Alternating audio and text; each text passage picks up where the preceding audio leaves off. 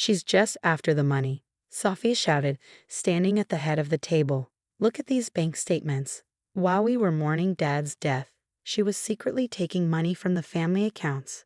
I sat quietly, watching her dramatic performance. She waved the papers, paused for effect, and glanced at the others. It was all carefully planned. My name is Alexandra, and at that moment my family was turning against me. Is this true, Alex? My mother-in-law, Margaret, asked, her voice shaking. She clutched her pearls, a nervous habit since Dad passed 3 months ago. Did you really do this? I met her eyes. No, I said. I didn't.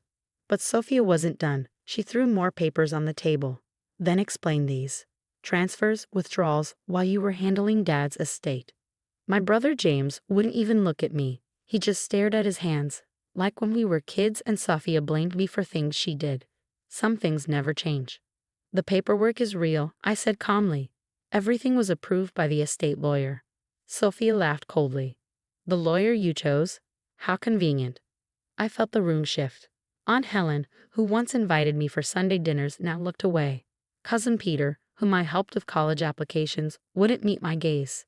Even my husband, Michael, sat silently, unsure. I think it's best if you leave, Alexandra, Margaret said hesitantly. Leave? For what? I asked, though I already knew. This was Sophia's plan all along. Until we figure this out, Sophia snapped. The missing money, the way you tricked Dad. I stood up, grabbing my bag. You're making a mistake, I said softly. Grief makes people easy to manipulate. I looked straight at Sophia. Her face twitched for a second. Get out, she hissed, and don't come back until you return every cent. As I reached the door, Michael finally spoke. Alex, wait. But Sophia cut him off. Let her go. She's been using you too. I turned one last time. When you're ready for the truth, you know where to find me. Driving home, everything felt unreal. 3 months ago, we were a close family. Now, thanks to Sophia, I was the villain. But she didn't know the full story. I'd been watching her too. I had seen things that didn't add up. Dad had noticed them too. That's why he asked me to handle the estate. Stay sharp, Alexandra, he had told me. Things aren't always what they seem. Pulling into my driveway, I already had a plan. Sophia thought she had one. She thought I'd just accept this. She was wrong. I unlocked my door, ignoring the flood of angry messages from my family. Instead, I opened my laptop, pulling up the file I'd been building for 6 months. Game on, Sophia, I whispered. What happened next would change everything. Because while she played her game, she didn't realize I was about to uncover something that would reveal her lies once and for all. And I knew exactly where to look. The next morning, I drove to Dad's house early, using the key he'd given me before he passed. The family wouldn't be here. They always slept late after their dramatic meetings, something I counted on. The house was quiet, morning light streaming through the windows as I made my way to his study. Everything was exactly as he'd left it. The leather chair still held the indent from where he'd spent countless hours, his reading glasses still perched on the corner of the desk. But I wasn't here for memories. I was here for answers. Dad had been meticulous about his records, organizing everything with a system only he fully understood. Or so everyone thought.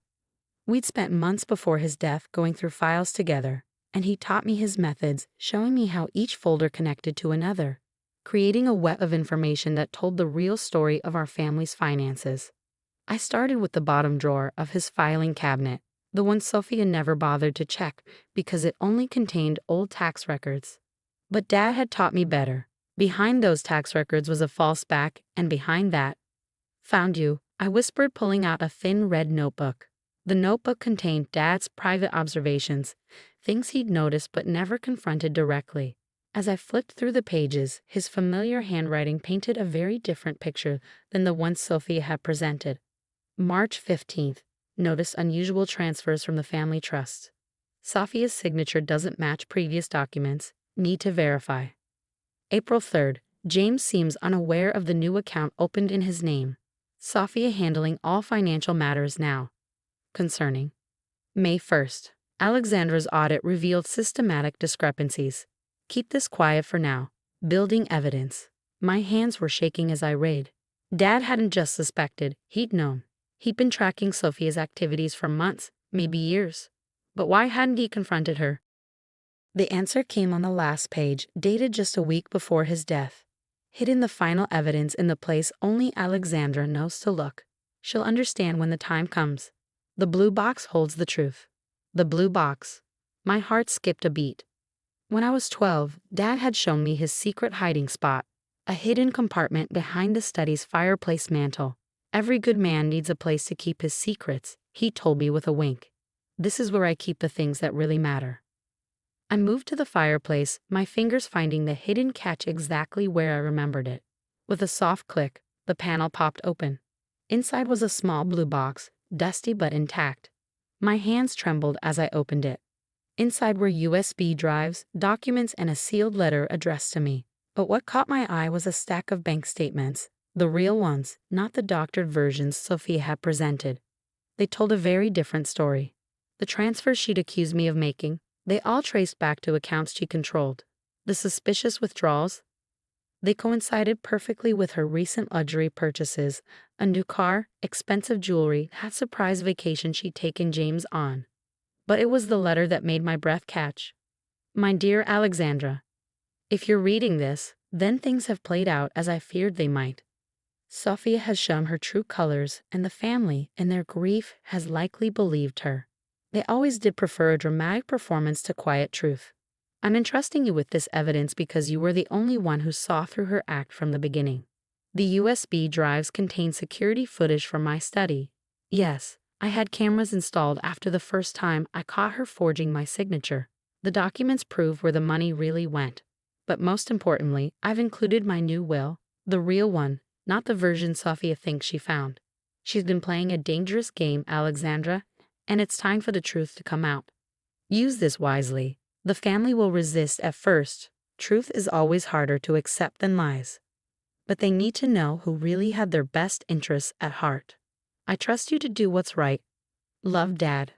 I sat back in his chair, the weight of everything settling over me. Dad hadn't just left me evidence, he'd left me a responsibility. He trusted me to expose the truth, to protect the family from someone who'd been systematically deceiving them. My phone buzzed. A message from Michael. Can we talk? I looked at the evidence spread before me, then typed my reply. Yes. Bring everyone to Dad's house tomorrow at 2. It's time for the real family meeting. I gathered everything carefully, making copies of the key documents. Sophia had spent years building her deception, turning the family against me piece by piece. Tomorrow, that carefully constructed house of cards would come crashing down. As I locked up the study, I caught my reflection in the window. I looked different somehow, stronger, more determined. Dad had trusted me with his secrets, and I wouldn't let him down. Tomorrow would change everything. But first, I had some preparing to do. At precisely 2 p.m. the next day, they all filed into Dad's study. Margaret, James, Michael, Aunt Helen, Cousin Peter, and finally Sophia, wearing an expression of manufactured concern. I stood behind Dad's desk, feeling his presence in every corner of the room. What's this about, Alexandra? Sophia asked, her voice dripping with fake sweetness. Haven't you caused enough pain? I smiled, remembering Dad's words about preferring dramatic performances. Actually, Sophia, I think it's time we discussed your performance from yesterday. Before she could respond, I connected one of the USB drives to Dad's computer, turning the screen so everyone could see. Security footage began playing, showing Sophia sneaking into the study late at night, forging signatures, replacing documents. What is this? Margaret whispered, her hand dropping from her pearls. This, I said calmly, is what really happened in Dad's final months. I spread out the real bank statements, the documented evidence of Sophia's transfers, the traced records of her purchases. While you were all grieving, while you were trusting Sophia's version of events, Dad was building a case. James stepped closer to the screen, his face pale. Sophia, what did you do? She laughed nervously. This is obviously fake. She's trying to frame me. I pulled out Dad's letter, still sealed. Margaret, would you like to read Dad's letter? I think you'll recognize his handwriting and his signature. As Margaret read aloud, Sophia's facade began to crack. The family listened in stunned silence as Dad's words exposed everything. The systematic theft, the manipulation, the careful groundwork Sophia had laid to blame me when the time came. It's not true, Sophia said weakly, but even she didn't seem to believe it anymore. The real will is in that blue box, I said quietly. Along with every piece of evidence Dad collected, he knew Sophia. He knew everything. The room erupted in chaos. James stumbled backward, looking at his wife like he was seeing her for the first time. Aunt Helen was crying. Cousin Peter was furiously scrolling through the financial records on his tablet. Michael moved to stand beside me, taking my hand. "I'm so sorry I doubted you," he whispered. But I was watching Sophia. Her carefully constructed world was crumbling, and she knew it. She turned to run, but found Aunt Helen blocking the doorway. "Going somewhere?" Aunt Helen asked, her voice hard. "I think you owe us all some answers." The next few hours were intense. The family lawyer was called. Statements were made. Sophia's scheme had been larger than even I had imagined. She'd been siphoning money for years, playing family members against each other, building her own secret fortune at everyone's expense. By evening, she'd been asked to leave the house and the family. James, devastated by her betrayal, could barely look at her. The lawyer was already drafting papers to freeze her assets and begin recovery proceedings. As the dust settled, Margaret approached me, tears in her eyes. "Alexandra, can you ever forgive us? We should have known, should have trusted you like he did." I hugged her tightly. Dad used to say that family isn't about blind trust. It's about seeing the truth in people's actions, not just their words. Later that night, back in Dad's study, I sat in his chair one last time. The family had gathered in the living room, beginning the long process of healing and reconciliation. Michael brought me a cup of tea, sitting on the desk edge. "You know," he said softly, "your dad would be proud of how you handled this." I touched the letter, now framed and hanging on the wall. He trusted me to do the right thing. That's what family really means. Through the door, I could hear the murmur of voices, my family, coming back together, stronger for having faced the truth.